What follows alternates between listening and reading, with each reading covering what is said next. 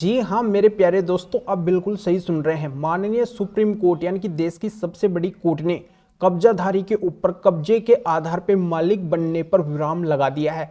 पूरी तरह से फुल स्टॉप लगा दिया है, रोक लगा दी है। अब कब्जाधारी कभी भी किसी भी संपत्ति के ऊपर अगर वो कब्जा कर रखे हैं तो उस संपत्ति के मालिक नहीं बन सकते हैं।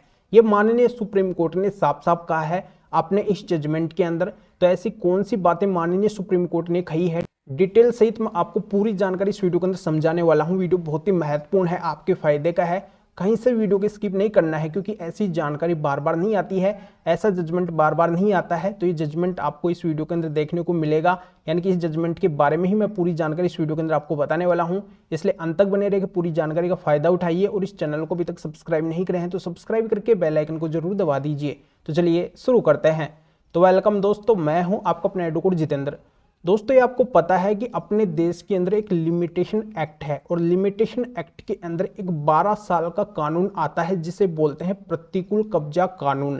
तो ये प्रतिकूल कब्जा कानून क्या है, अब कई लोगों को इसकी जानकारी भी है तो कई लोगों को नहीं भी है। तो जिनको नहीं है उनके लिए जानकारी बता देता हूं कि जैसे कोई किसी की संपत्ति है तो संपत्ति को यूज करने का, इस्तेमाल करने का उसका खुद का अधिकार होता है। पर अगर वो लापरवाही बरत रहा है और कोई व्यक्ति ही उस संपत्ति को अगर यूज कर रहा है, इस्तेमाल कर रहा है और अगर वो लगातार 12 साल तक उसको यूज करता है, इस्तेमाल करता है, तो प्रतिकूल कब्जा कानून के तहत उस संपत्ति का मालिकाना हक लेने का दावेदार बन सकता है। तो इसे बोलते हैं प्रतिकूल कब्जा कानून। पर इस प्रतिकूल कब्जा कानून की कुछ शर्तें भी है। जो भी उस संपत्ति को इस्तेमाल कर रहा है, यूज कर रहा है, जो भी वहां पे रह रहा है, वो अगर इन सारी शर्तों को पूरी करता है तभी वो उस संपत्ति का मालिकाना हक ले सकता है, अन्यथा नहीं ले सकता है।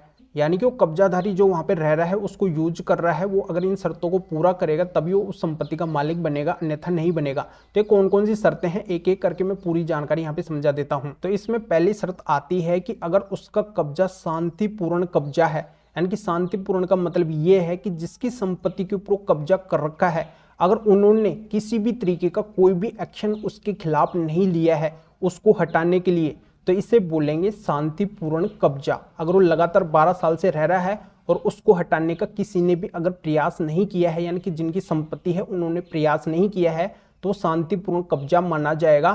तो ये पहली शर्त इसकी पूरी हो जाती है।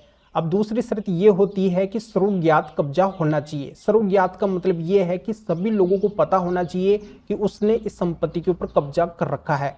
तो ये है दूसरी शर्त। अब तीसरी शर्त आती है निरंतर कब्जा। निरंतर कब्जा का मतलब ये है कि लगातार कंटिन्यू कब्जा दिखाना पड़ेगा। ये नहीं है कि वो 1 साल तक रहा है, फिर बीच में चला गया है, फिर आ गया है, फिर रहने लगा है, तो ये इस तरीके से नहीं चलेगा, उसको कंटिन्यू कब्जा दिखाना पड़ेगा। तो ये है तीसरी शर्त। अब चौथी शर्त ये आती है कि उसको लगातार 12 साल तक बिना किसी रोक टोक के कब्जा दिखाना पड़ेगा। यानी कि 12 साल दिखाए, फिर 12 साल से अधिक दिखाए, पर यह चीज उसको कोर्ट के अंदर साबित करनी पड़ेगी। अब पांचवी शर्त यह आती है कि जिसने कब्जा किया है उसको ये साबित करना पड़ेगा कि आखिरकार उसने कब्जा किस तारीख को किया है, कौन से महीने में किया है, कौन सी साल में किया है।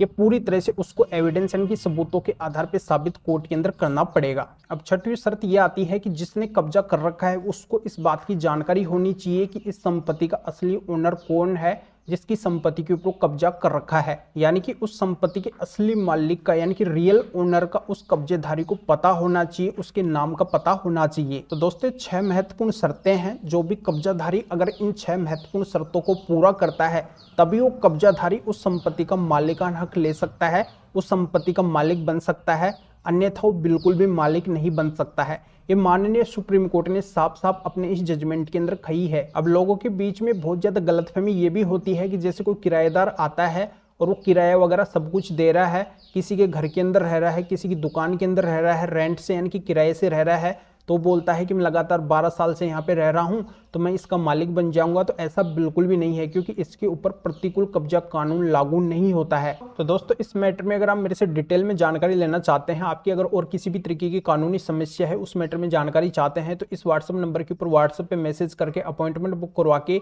मेरे से कॉल के ऊपर बात कर सकते हैं। अपनी किसी भी तरीके की कानूनी समस्या है उसका समाधान मेरे से कॉल के ऊपर ही जान सकते हैं। तो दोस्तों इस वीडियो को जरूर लाइक करें और शेयर भी करें जो और लोगों तक भी जानकारी पहुंच सके। तो वीडियो देखने के लिए आप सभी का बहुत बहुत धन्यवाद।